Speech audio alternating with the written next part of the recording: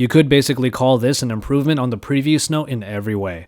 Hey, it's Joshua Vergara from Android Authority, and this is your first look at the Samsung Galaxy Note 4.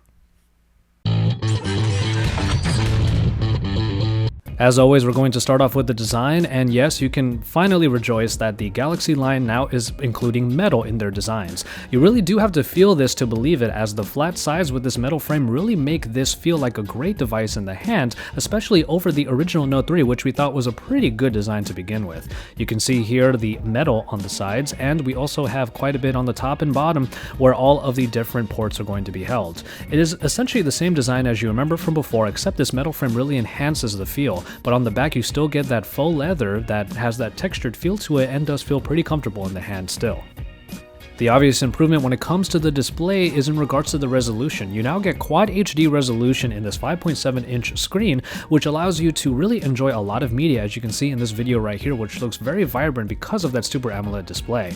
And on top of all of that, you also get a pixel density of over 500 pixels per inch, which makes for a great experience when it comes to text. In the short time we've already had to play with the Galaxy Note 4, we really enjoyed what we were seeing when it came to this display.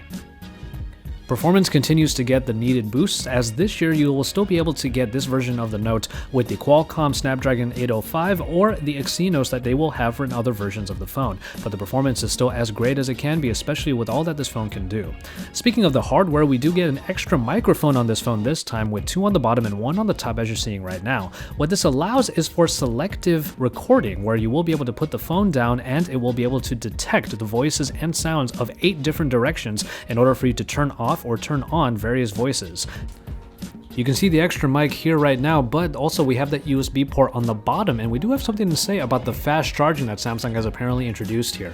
While we weren't able to really test it ourselves, apparently it will get up to half a charge in 30 minutes, which we're super excited to test out. And then we move on to the cameras, which have their own improvements as well. It's a 16 megapixel resolution on the rear-facing camera, but now it also comes with Smart OIS. And I know that optical image stabilization is huge for a lot of you smartphone photographers out there. But the front-facing camera has also been bumped up to 3.7 megapixels and an f1.9 aperture to really make the selfie game a lot better for all of you. What you're seeing here is a 120 degree selfie mode, which allows you to use a panorama mode to get everyone in your shot, so you will be able to get the best selfies that you can possibly get. And finally, in software, we will obviously do a focus on the S Pen in a little bit, but we did want to say that TouchWiz continues to do its improvements despite looking pretty much the way that we would expect it to. But multitasking has been given a big focus here, as the recent app screen right here has been enhanced now to be able to allow you activation of multi-window straight from it. As you can see here, I'm activating these 2 different applications, Gallery and Facebook, but I'm also being able to create a floating Facebook here on the fly just by holding the dot in the middle.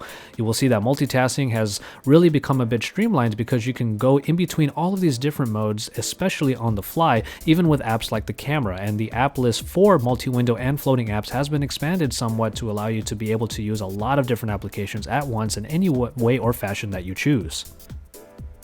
But of course, it wouldn't be a Note device without the S Pen, and as far as the actual pen itself goes, it has been given a bit of a thinner profile, but also some texture on it, but it's largely the same pen that you remember from the Note 3 with some added functionality.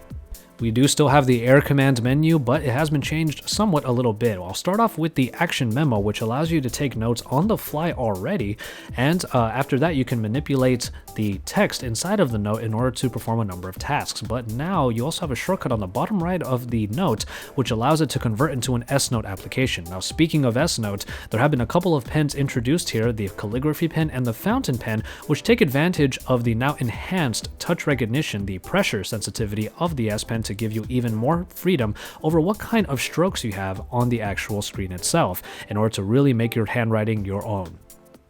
Voice memos, typed notes, and handwritten notes are all still par for the course when it comes to the Note device, but probably the biggest enhancement here has been the Snap mode. It is an addition that allows you to snap a picture of any surface that has, let's say, handwriting on it, and it will be able to recognize what is handwriting and what can be used as images. And I'm doing that exactly here with my notes, in which the section on design that you can see will be manipulatable, much like handwriting is in the S Note application.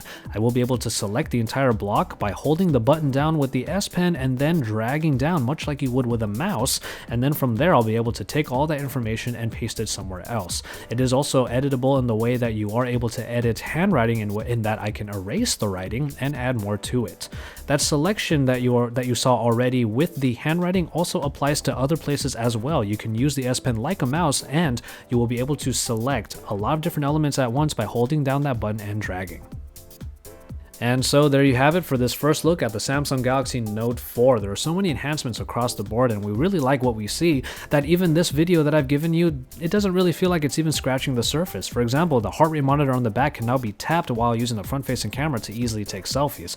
But that's only another example of further enhancements that Samsung has been putting into the Note line, and in this particular version, we do feel like the Note line has matured to what we feel like it should have been this whole time.